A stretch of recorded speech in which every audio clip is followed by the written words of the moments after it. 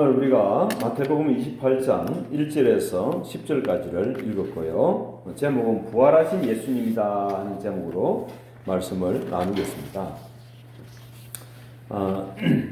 오늘 성경에 기록된 이 예수 그리스도의 그 부활에 대해서 마태복음의 시작은 이렇게 하고 있어요.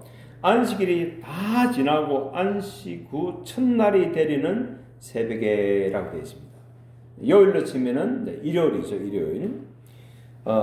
막달라 마리아와 다른 마리아가 무덤을 버리고 갔더니, 마리아라는 이름이 지금 두 명이죠, 그죠?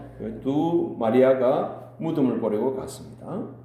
사실은 그 무덤을 버리러 간 게 아니라 무덤 속에 있는 죽은 예수님을 보러 간 것입니다. 큰 지진이 나며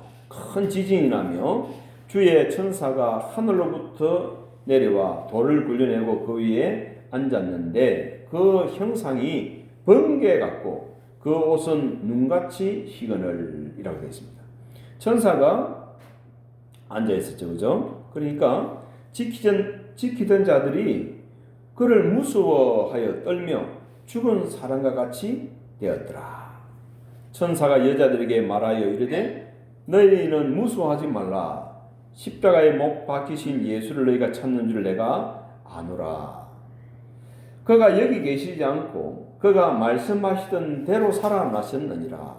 와서 그가 누우셨던 것을 보라. 자, 예수님께서 십자가에 죽으신다는 것도 미리 말씀을 했던 적이 있습니다. 마태복음 16장 21절에 보면 예수님께서 그렇게 말씀하셨어요. 한번 찾아봅시다. 마태복음 16장 21절을 한번 찾아보겠습니다. 마태복음 11장 21절에 보게 되면 이런 말씀이 기록되어 있습니다. 이때로부터 예수 그리스도께서 자기가 예루살렘에 올라가 장로들과 대제사장들과 서기관들에게 많은 고난을 받고 죽임을 당하고 제3일에 살아나야 할 것을 제자들에게 비로소 나타내시니, 따라합시다. 비로소 나타내시니. 이게 처음 이야기한 거예요. 이때가 언제냐면 베드로가 예수님을 향해서 너희는 나를 누구라고 했을 때 주는 그리스도시요 살아계신 하나님의 아들이십니다. 그 고백이 있은 이후에 사실은 이 말씀을 하신 것입니다. 비로소 했다는 얘기는 그전에는 했다 안 했다? 안 했다는 얘기죠. 비로소 이제 이때부터 가르쳤다는 얘기입니다. 그러면 예수님의 부활에 대해서는 처음에 들은 사람들이 누구들입니까? 제자들이 들었던 것입니다. 제자들이. 그렇죠? 예수님의 제자들이 이걸 들은 것입니다. 제자들 주변에 여자들도 같이 있었으면 같이 들었겠죠. 없었으면 못 들었겠죠. 근데 어쨌든 예수님께서는 예수님이 십자가 지고 많은 고난을 받고 제3일에 살아나야 할 것을 이야기하셨던 것입니다. 이야기 안 한 게 아닙니다. 그런데 제자들이 이 말을 귀에 간직하고 있었을까요? 안타깝게도 간직하고 있지 않았습니다. 또 어떤 주의 말씀을 믿지 않았어요. 제자들이. 만약에 믿었으면 안식 후 첫날 되는 새벽에 가서 기다렸겠죠. 예수님께서 사흘 만에 분명히 살아난다고 했다. 고난받고 십자가에 죽으시지만 사흘 만에 살아난다고 했으니까 우리 가서 지키자 하고 해야 되는데 아무도 없었고, 사실은 이 안식 후 첫날 되는 새벽에는 막달라 마리아와 다른 마리아가 그 무덤에 갔던 것입니다. 안타깝게도 제자들은 아무도 없었습니다. 그리고 예수님께서 하신 말씀을 전혀 믿지 않았던 것입니다. 자, 그러고 나서는 이 여자들이 갈 때는 그러면 예수님의 부활을 보러 가느냐? 아닙니다. 이 여자들도 보면 예수님의 시체에 보면 향품을 바르기 위해서 갔던 것입니다. 그러니까 죽은 예수님을 찾으러 갔던 것이죠. 부활하신 예수님을 찾으러 갔던 게 아니었습니다. 그런데 그렇게 갔는데 거기서 그들이 뭘 목도하느냐? 주의 천사가 하늘로부터 내려와서 돌을 굴리는 그에 앉은 것을 봤는데 그 전에 보면은 큰 지진이 났다고 되어 있습니다. 따라합시다. 큰 지진이 나며, 큰 지진이 났고 또 주의 천사가 하늘로부터 내려와서 돌을 굴려내고 그에 앉아 있는 것을 본 것입니다. 여러분, 사람들이 보면은 어떤 이런 자연의 현상이나 이런 것들에 대해서 전혀 떨지 않는 사람들이 간혹 있죠. 그런데 이런 모든 현상들을 알고 나면 하나님의 섭리 가운데 있는 것입니다. 그렇지 않습니까? 그래서 뭐 나는 뭐 간이 크다 이래서 까불 거 하나도 없습니다. 아무리 간이 커봐야 하나님 손바닥 안에 있는 거예요. 그러면은 일들이 일어날 때는 겸손하게 하나님 앞에 엎드리는 것이 맞습니다. 그렇죠? 어쨌든 이 두 여자는 가서 큰 지진이 나고 천사가 하늘을 내려와서 돌을 굴려내고 거기에 앉아있는 것을 봤습니다. 근데 그 형상이 번개 같고 그 옷은 눈같이 희었다라고 되어 있습니다. 지키는 자들이 그를 무서워하여 떨며 죽은 사람과 같이 되었더라. 로마 경비병들이 지키고 있었거든요. 그들이 얼마나 무서웠던지 막 덜덜덜 떤 것입니다. 자, 근데 그 천사들이 여자들에게 이런 말을 합니다. 천사가 여자들에게 말하여 이르되 너희는 무서워하지 말라. 그러니까 이 막달라 마리아나 이 다른 마리아도 이 뭐 로마 군병들만 무서워서 떤 게 아니라 이들도 보면 사시나무 떨듯이 무서워서 떨었던 것입니다. 그랬더니 천사가 여자들에게 말하여 이르되 너희는 무서워하지 말라라고 했습니다. 너희는 무서워하지 말라. 십자가에 못 박히신 예수를 너희가 찾는 줄을 내가 아노라. 그렇죠? 십자가에 못 박히신 예수, 그 죽은 예수를 너희가 찾는 줄 안다고 말했습니다. 그가 여기 계시지 않고 그가 말씀하시던 대로 살아나시느니라.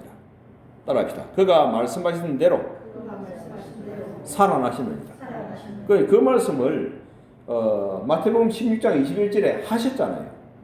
죽은 지 사흘 만에 다시 뭐 한다고 했죠? 살아난다고 말씀했습니다. 근데 그가 말씀하시던 대로 살아났다고 천사가 또 이야기해 주고 있는 것입니다.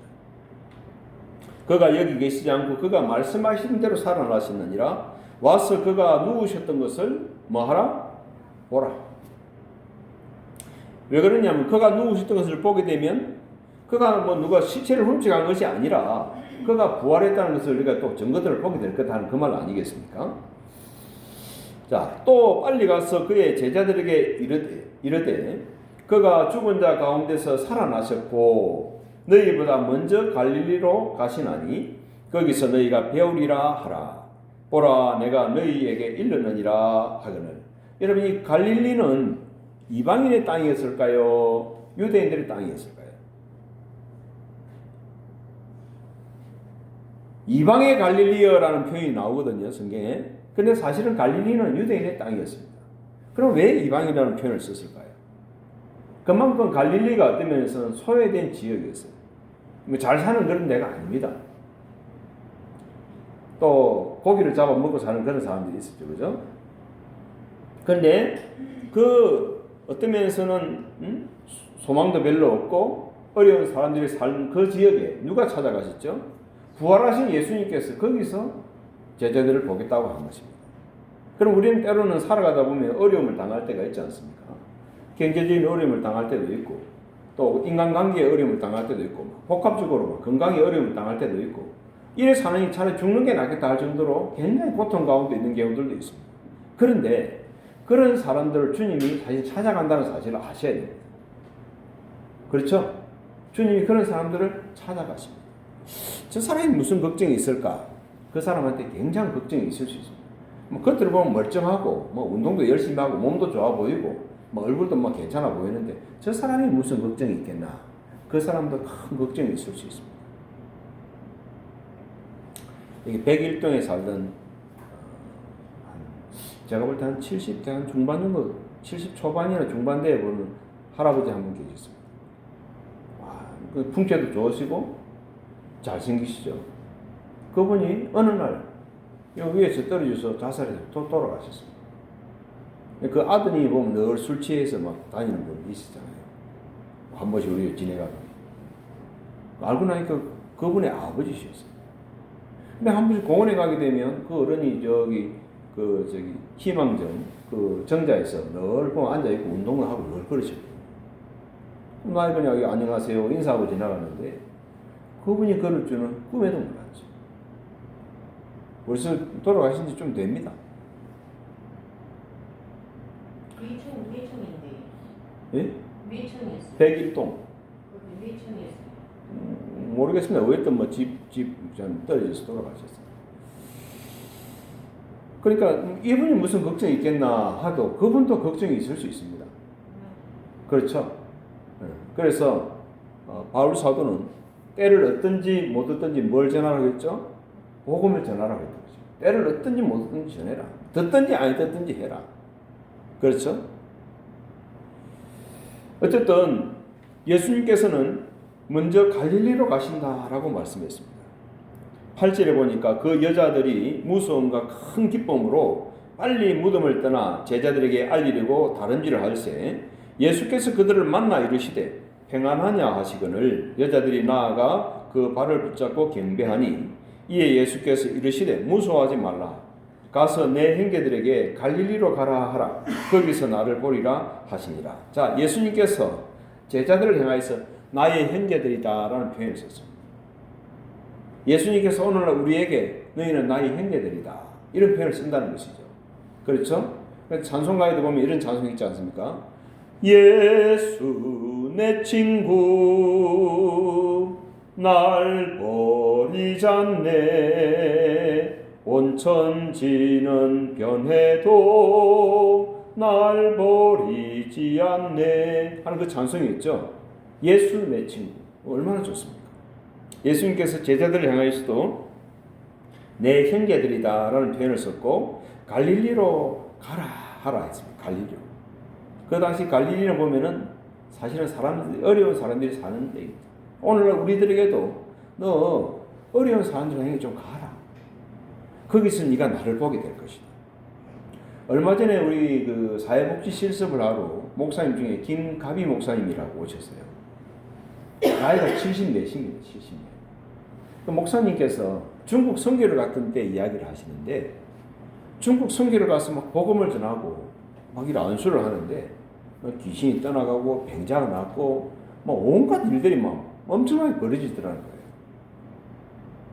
이 말이 무슨 말입니까? 주께서 부활하신 이후에 제자들에게 어디로 가라고 했죠? 갈릴리로 가라고 했습니다. 소외된 지역, 어려운 지역, 도움이 필요한 곳에 가서 네 손을 펼치라는 것입니다. 그렇죠? 그 말씀을 지금 하고 있는 것입니다. 거기서 나를 주께서는 보리라 하라고 하셨어요. 나를 보리라. 그들을 치유하시고 그들을 회복시키시고 그들을 보면 온전케 하는 것을 보게 된다. 이렇게 말씀하신 것입니다. 오늘 우리가 마태복음 28장 1절에서 10절까지를 쭉 살폈습니다. 예수님께서 부활하시는 장면입니다. 놀랍게도 예수님의 제자들도 아무도 예수님의 부활을 기대하지 않았습니다. 예수님을 찾아갔던 막달라 마리아나 다른 마리아도 무덤에 가서 죽은 시체를 찾으러 갔지 부활하신 주님을 만나러 간 것이 아니었습니다. 그렇죠? 그러니까 사람들의 생각이라는 것은 이 한계가 있는 거예요.